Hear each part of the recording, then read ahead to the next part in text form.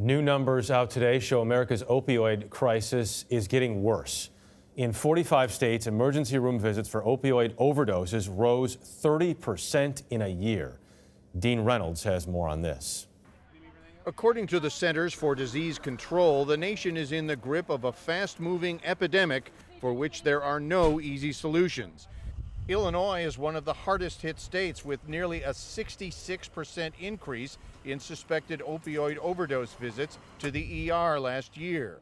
Dr. Tom Scaletta is an emergency room physician in Naperville, Illinois, where they treated 500 opioid-dependent patients last year. You see the carfentanil and the fentanyl as well as heroin and... Yep, we see a little bit of everything. Increases in other states across the nation are even more alarming.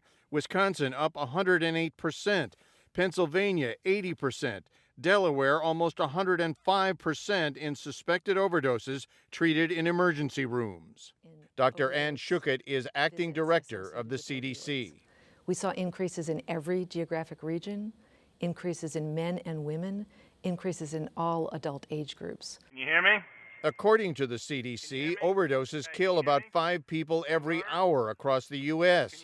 The potency and toxicity of what's on the street is very high right now. And so we think there probably is not an increase in people using drugs, but there's an increase in the danger associated with a single use. Erin Weiner is the director of addiction services at Linden Oaks Behavioral Health. We know that up to 90% of people will relapse in the first year going through rehab. It's a very difficult problem, and particularly for opioids. The biological pull is very strong. Do you expect it to get worse? I hope not.